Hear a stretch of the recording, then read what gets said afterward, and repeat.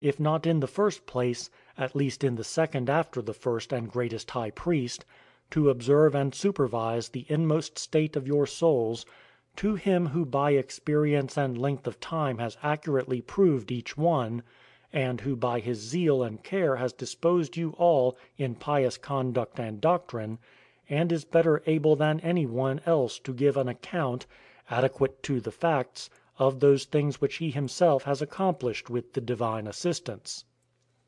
As to our first and great high priest, it is said, "Whatsoever he seeth the Father doing, those things likewise the Son also doeth." So also this one, looking up to him as to the first teacher, with pure eyes of the mind, using as archetypes whatsoever things he seeth him doing, produceth images of them, making them so far as is possible in the same likeness, in nothing inferior to that Bezaleel, whom God himself filled with the spirit of wisdom and understanding, and with other technical and scientific knowledge, and called to be the maker of the temple constructed after heavenly types given in symbols.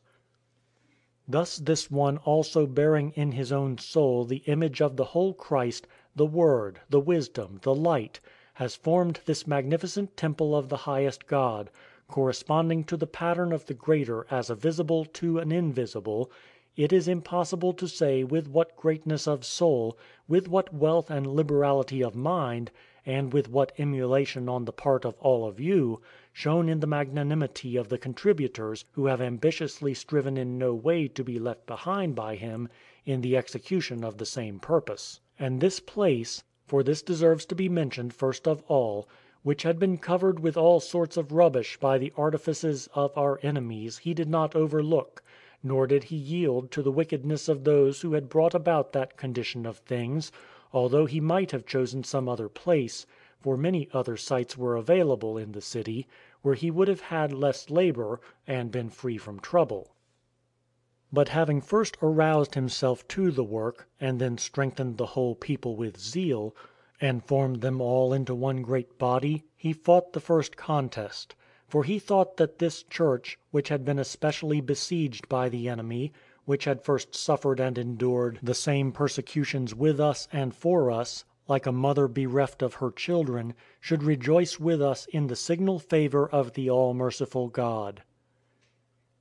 For when the great shepherd had driven away the wild animals and wolves and every cruel and savage beast, and, as the divine oracles say, had broken the jaws of the lions, he thought good to collect again her children in the same place, and in the most righteous manner he set up the fold of her flock, to put to shame the enemy and avenger, and to refute the impious daring of the enemies of God. And now they are not the haters of God, for they never were.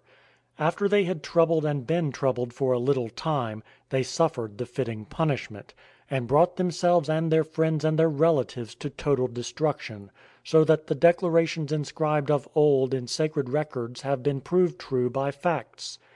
In these declarations the divine word truly says among other things the following concerning them: "The wicked have drawn out the sword, they have bent their bow, to slay the righteous in heart. Let their sword enter into their own heart, and their bows be broken." And again, "Their memorial is perished with a sound."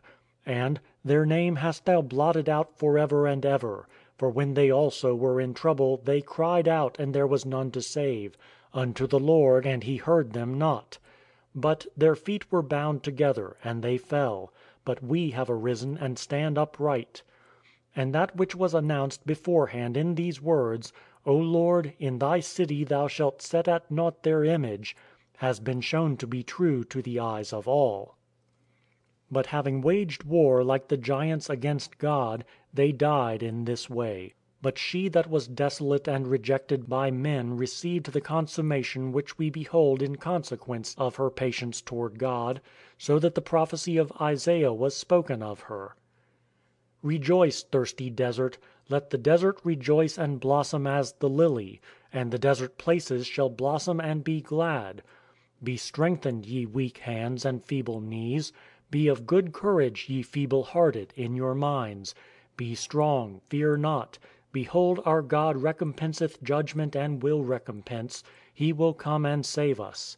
For, he says, in the wilderness water has broken out, and a pool in thirsty ground, and the dry land shall be watered meadows, and in the thirsty ground there shall be springs of water.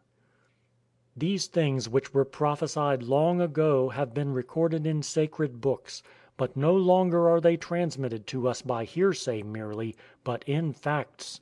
This desert, this dry land, this widowed and deserted one, whose gates they cut down with axes like wood in a forest, whom they broke down with hatchet and hammer, whose books also they destroyed, burning with fire the sanctuary of God, and profaning unto the ground the habitation of his name, whom all that passed by upon the way plucked, and whose fences they broke down, whom the boar out of the wood ravaged, and on which the savage wild beast fed, now by the wonderful power of Christ, when he wills it, has become like a lily.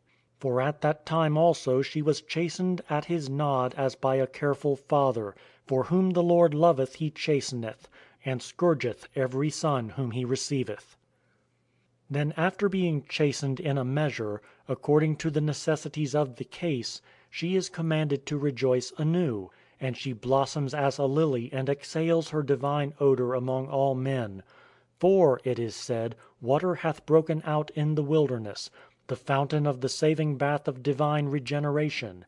And now she, who a little before was a desert, has become watered meadows, and springs of water have gushed forth in a thirsty land. The hands which before were weak have become truly strong.